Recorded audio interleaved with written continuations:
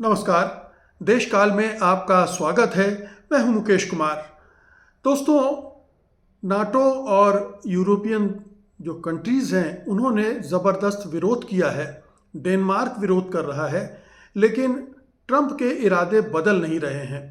वो ग्रीनलैंड को हासिल करने के लिए तमाम तरह की धमकियां दे रहे हैं, जोर लगा रहे हैं, और अब तो उन्होंने खुलकर कह दिया है कि अगर नरमी से नहीं मिलेगा तो हम कठोर रुख भी अख्तियार करेंगे ग्रीनलैंड पर कब्जा करने के लिए, जिसका सीधा सा मतलब है कि वो सेना का इस्तेमाल कर सकते हैं, उसे एनेक्स कर सकते हैं, उसमें जो सेना के बल पर कब्जा कर सकते हैं।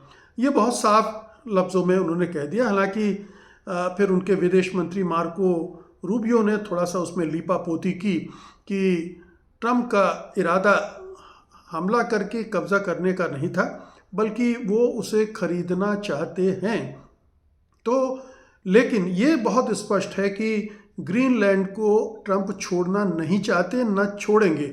पिछले टर्म में भी उन्होंने ग्रीनलैंड को हासिल करने की इच्छा जताई थी, लेकिन दूसरे टर्म में आने के शुरुआत में ही उन्होंने इसका इरादा जाहिर कर दिया था, बल्कि ऐलान कर दिया था, और तब से वो लगातार रिपीट किए जा रहे हैं कि ग्रीनलैंड मुझे चाहिए। और ये उनकी ज़िद भी है, उनका हट है, और इसके लिए वो जो बहाने दे रहे हैं वो बड़े मज़ेदार हैं। मज़ेदार इस सेंस में है कि उनका कोई आधार नहीं है, वो हवा हवाई है, और एक ऐसा हवा खड़ा करने की कोशिश कर रहे हैं जिसका कहीं कोई अता पता ही नहीं है। वो कह रहे हैं कि रूस और चीन को वहाँ कब्जा नहीं करने देंगे ग्रीनलैंड पर, जबकि ऐसी कोई बात है ही नहीं। वो कह रहे हैं कि वहाँ पर रूस और चीन के जो जहाज़ हैं, शिप हैं, वो मंडरा रहे हैं, वो वहाँ पर इकट्ठे हुए हैं, जबकि जो मैरीटाइम की रिपोर्ट आती है, maritime data and intelligence websites जो रिपोर्ट देते हैं मैरीन ट्रैफिक का, उसमें उन्होंने बताया है कि चाइनीज़ और रशियन शिप ग्रीनलैंड के आसपास नज़र ही नहीं आते हैं, वो वहाँ पर है ही नहीं। तो एक हवा खड़ा कर रहे हैं, एक बहाना बना रहे हैं। जैसे उन्होंने वेनेजुएला पर हमला करने के लिए बहाना बनाया कि मादुरो ड्रग कार्टेल का सरगना है और ड्रग सप्लाई करते हैं। उन्होंने पहले बहुत सारी नावों पर हमला बोला वेनेजुएला की, लगभग 100 लोग मार डाले, और इसके बाद मादुरो का अपहरण करके ले गए हैं, और अब वहाँ के तेल और उस सब पर कब्जा करने की कोशिश वो कर रहे हैं। तो वहाँ का एजेंडा ये था। ग्रीनलैंड का एजेंडा इस आवरण में कि अमेरिका को सुरक्षा की दृष्टि से खतरा है, वो इसको हथियाना चाहते हैं, और ये भी बहुत साफ हो चुका है कि दरअसल वो क्यों हथियाना चाहते हैं।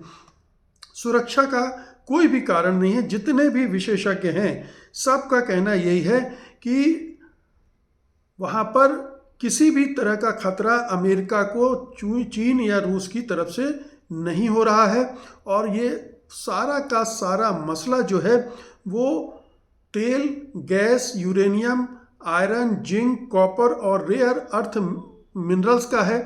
अर्थ मिनरल्स में ये बताया जा रहा है कि 34 में से 22 earth minerals, rare earth minerals Greenland में पाए जाते हैं, उनके भंडार हैं, जो कि इलेक्ट्रिकल व्हीकल और ग्रीन एनर्जी के लिए ज़रूरी हैं। और इन सब के लिए अमेरिका की निर्भरता चीन पर है, और अपनी निर्भरता को कम करने के लिए वो जहाँ जहाँ भी रेयर अर्थ मेटल्स या मिनरल मिल रहे हैं वहाँ या तो समझौता कर रहा है, दादागिरी कर रहा है, यूक्रेन में किया, दूसरी जगहों पर भी कर रहा है, और ग्रीनलैंड पर उनकी नज़र लगी हुई है। तो असली मकसद उनका यही है कि वो इसको कब्ज़ा करना चाहते हैं, और इस पर कब्ज़ा केवल इसलिए नहीं कि इसकी ज़रूरत अमेरिका को है, बल्कि ट्रंप अपने साम्राज्य, अपने आर्थिक साम्राज्य को भी जोड़कर इससे देख रहे हैं, निजी लाभ के लिए देख रहे हैं। टैक्स पेयर के पैसे से कब्जा करके फिर माइनिंग राइट्स हासिल करके सस्ते में कंपनियों को बेचना। ग्रीनलैंडर्स और पर्यावरणविदों ने इसे जलवायु परिवर्तन और स्थानीय हितों के लिए खतरा बताया है, लेकिन इस सब को दरकिनार करके वो चाहते हैं कि ग्रीनलैंड पर, जैसा मैंने कहा भी था, पहले भी वीडियो में कह चुका हूँ कि गज़ा पर कब्ज़ा करना चाहते हैं। वो बेसिकली रियल एस्टेट के आदमी हैं, उन्हें हर जगह प्रॉपर्टी ही दिखती है। यहाँ भी उन्हें प्रॉपर्टी दिख रही है। अमेरिका की सुरक्षा का वो भौकाल खड़ा करना, और दूसरा ये कि अमेरिका के अपने मागा सपोर्टर्स को ये आश्वस्त करना कि अगर ग्रीनलैंड अमेरिका के पास आ जाएगा तो ये जो 36 से 42 बिलियन बैरल तेल गैस वगैरह है वो अमेरिका के कब्ज़े में आ जाएगा। ये कह चुके हैं डोनाल्ड ट्रंप कि वो दुनिया के 55% तेल और गैस पर अपना नियंत्रण करने जा रहे हैं। अब इसका मतलब ये है कि वो पूरी दुनिया भर की इकोनॉमी को कंट्रोल करना चाहते हैं, तेल और गैस पर अपना नियंत्रण करके। एक तो ये है। दूसरा ये कि जो डी-डॉलराइजेशन की प्रोसेस दुनिया में शुरू हो गई है, जिसमें बहुत सारे देश अपनी मुद्राओं में व्यापार करने लगे हैं, चीन, रूस, भारत और रूस, इस तरह से सऊदी अरब और चीन, इस तरह से बहुत सारे मुल्क अब अपनी मुद्राओं में व्यापार करने लगे हैं, जिससे डॉलर की जो हैसियत है वो लगातार गिरती जा रही है। और दूसरे भी कारण हैं डॉलर के गिरने के, मतलब उसकी विश्वसनीयता, उसके साख के गिरने के, क्योंकि जो रसिया के एसेट्स कब्जा किए गए हैं, फ्रीज किए गए हैं, उनकी वजह से दुनिया भर के देशों को लगता है कि अगर हम डॉलर में कुछ करेंगे तो ये हमारे लिए अमेरिका कभी भी मुश्किल खड़ा कर सकता है। तो उन्होंने गोल्ड खरीदना शुरू कर दिया और अब गोल्ड में अपने को अपना इन्वेस्टमेंट कर रहे हैं बजाय डॉलर के। तो डॉलर से हट रहे हैं। अब ट्रंप यहाँ एक तीर से दो निशाने साधना चाहते हैं। एक तो ये कि ग्रीनलैंड की जो भी तेल, गैस और रेयर अर्थ मेटल्स, दूसरे खनिज हैं, उन पर कब्जा कर लें। दूसरा ये कि तेल का जो नियंत्रण है वो उनका और बढ़ता चला जाए, जैसे वेनेजुएला पर किया, ईरान पर हमले की तैयारी कर रहे हैं। तो ये एक दूसरा लक्ष्य हासिल करना है। और तीसरा ये भी निश्चित रूप से अब सैनिक रूप से सैन्य शक्ति को भी बढ़ाने की वो कोशिश कर रहे हैं। अभी जो रक्षा बजट है उसमें 50% की बढ़ोतरी प्रस्तावित की है, तो लगभग $900 बिलियन से सीधे $1.5 ट्रिलियन पर का बजट वो चाहते हैं, ताकि अमेरिका की जो सैन्य शक्ति है उसको वो और भी बढ़ा दें और वो फिर उस सैन्य शक्ति के बल पर दुनिया पर दादागिरी कर सके। तो कई मोर्चों पर ट्रंप ये खेल खेल रहे हैं और उसमें अपने निजी हित भी उनके जुड़े हुए हैं। जहाँ भी होगा काम, वहाँ पर उनकी अपनी कंपनियाँ या अपने मित्रों की कंपनियों के लिए वो काम भी देंगे। अब इसका एक और पहलू है जिसमें हमको ध्यान देना चाहिए कि ये जो ग्रीनलैंड है वो आर्कटिक क्षेत्र का हिस्सा है। ग्रीनलैंड सबसे बड़ा भूभाग है आर्कटिक क्षेत्र का, और उस पर भी एक होड़ पूरी दुनिया में चल रही है कि वहाँ हमारा भी अधिकार होना चाहिए, हमारा भी एक्सेस होना चाहिए। और चूँकि उस पूरे इलाके से बहुत सारी चीज़ें जुड़ी हुई हैं, जिनमें जो व्यापार रूट्स हैं, नॉर्दर्न सी रूट वो है, संसाधनों और सैन्य महत्व के लिए भी वो हॉट स्पॉट बन गया है। और तमाम देश जो हैं उनमें एक प्रतिस्पर्धा चल रही है कि कैसे वहाँ पर अपनी पहुँच और पकड़ बनाई जाए। तो मैं आपको बता रहा हूँ कि किन किन देशों ने उस इलाके में अपनी पकड़ बनाने की कोशिश की है। और ये एक नई होड़ है जो व्यापार की दृष्टि से भी होड़ है और जो सैन्य शक्ति के इजाफे की दृष्टि से भी एक बड़ी प्रतिस्पर्धा चल रही है। अमेरिका इस प्रतिस्पर्धा में चाहता कि बाकी को बाहर कर दे, ग्रीनलैंड पर पूरा कब्जा हो जाए, सबसे बड़ा भूभाग है, तो फिर बाकी लोगों को डरा धमकाकर भगाया जा सकता है और वहाँ पर अपने सैनिक अड्डे, अभी भी ग्रीनलैंड में उनका एक एयरबेस है, लेकिन वो और बड़ा सैनिक अड्डा बनाना चाहते हैं। तो इस आर्कटिक क्षेत्र में अमेरिका काफ़ी पहले से सक्रिय है। 2024 की आर्कटिक स्ट्रेटजी में ice breaker fleet, military outpost और ग्रीनलैंड जैसे क्षेत्रों पर उसने फोकस किया है। ट्रंप उस पूरे इलाके में अपनी सैन्य मौजूदगी को बढ़ाने की कोशिश कर रहे हैं, नए बेस बनाना चाहते हैं और रूस चीन को काउंटर करने के लिए नाटो के देशों का भी इस्तेमाल इसके लिए कर रहे हैं। नाटो के देश क्या कर रहे हैं, जिसमें यूरोप के देश हैं, नॉर्वे, स्वीडन, फिनलैंड, डेनमार्क, इनके ज़रिए सहयोग बढ़ा रहे हैं। नॉर्वे 2026 को यूरोपीय सुरक्षा के लिए निर्णायक वर्ष मान रहा है और इस आधार पर वो ग्रीनलैंड के ज़रिए आर्कटिक में बहुत बड़ी भूमिका निभाना चाहता है। इसी तरह से कनाडा और आइसलैंड है। कनाडा संसाधनों और इंडिजिनस हितों पर फोकस कर रहा है, लेकिन अमेरिका के साथ उसका सहयोग है और आर्कटिक काउंसिल में सहयोग की बजाय प्रतिस्पर्धा बढ़ रही है। तो अमेरिका और उसके एलाइज इस तरह से सक्रिय हैं उस पूरे आर्कटिक क्षेत्र में अपना दबदबा कायम करने के लिए, वहाँ की जो आर्थिक फ़ायदे हैं उनको उठाने के लिए और वहाँ अपनी सैन्य उपस्थिति को मजबूत करने के लिए। रूस क्या कर रहा है, रूस ने अपना मिलिट्री बेस वहाँ बढ़ा रहा है, आइस ब्रेकर फ्लीट जो कि दुनिया की सबसे बड़ी होगी वो बना रहा है और वहाँ के संसाधनों का, तेल गैस आदि का दोहन भी करना चाहता है। 2025-26 में रूस और चीन के बीच इसको लेकर सहयोग भी बढ़ा है और एक जो पोलर सिल्क रोड है उसमें दोनों की भागीदारी है जो नया व्यापार मार्ग खोलती है। चीन का जो मसला है वो उसने अपने आर्कटिक स्टेट को अपना बिल्कुल नज़दीकी का क्षेत्र माना है और 2018 से वो लगातार वहाँ निवेश बढ़ा रहा है। ग्रीनलैंड में माइनिंग प्रोजेक्ट्स और रिसर्च स्टेशंस बनाने का उसका इरादा है। क्लाइमेट चेंज का फ़ायदा उठाकर वो व्यापार के जो नए रूट्स हैं उनको बढ़ा रहा है, जैसे मैंने पोलर सिल्क रोड की बात की, और इस वजह से उसे कई तरह के फ़ायदे आगे चलकर हो सकते हैं। तो ये मोटे तौर पर ग्रीनलैंड का मसला है और इससे नए रूट निकलेंगे तो जो चाइना को अच्छे खासे फ़ायदे हो सकते हैं इस इलाके से।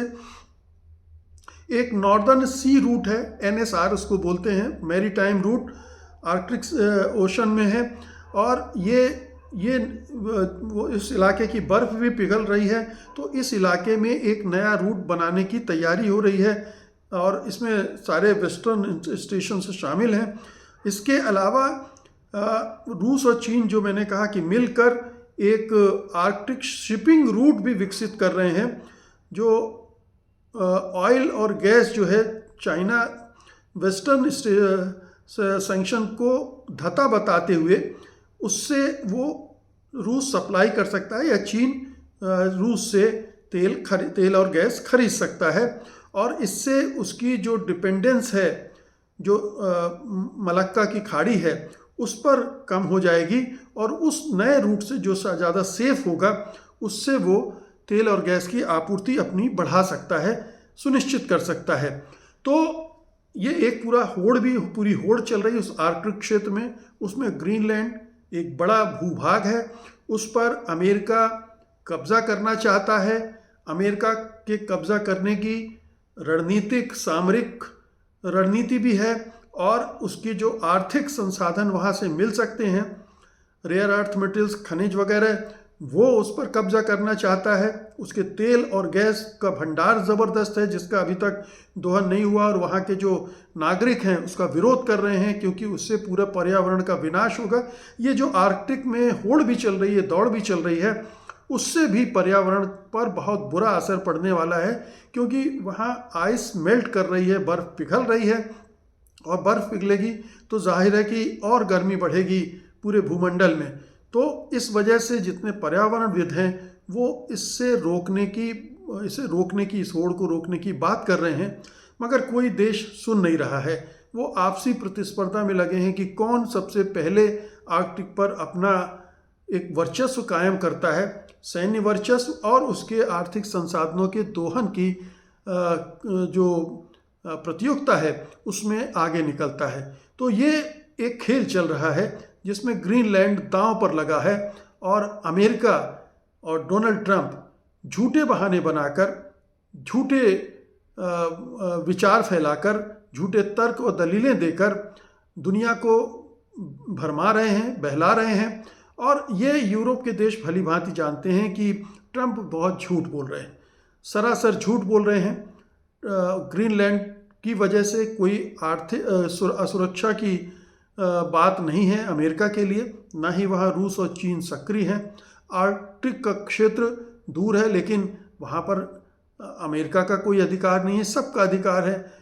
अगर अधिकार होना चाहिए तो उसका नियंत्रण किसी के पास है नहीं, लेकिन अगर होना चाहिए तो सभी का होगा और सभी अपना प्रयास कर रहे हैं। लेकिन अगर इस वजह से एक तनाव बन गया है और यूरोप और अमेरिका इस मामले में, डेनमार्क की एक मंत्री ने कह ही दिया है कि हमने तो अपने सैनिकों को कह दिया कि पहले अगर कोई किसी तरह की सैनिक हमला करता है तो पहले गोली चलाओ, बाद में देखेंगे कि ये सही था या गलत था या क्या करना है।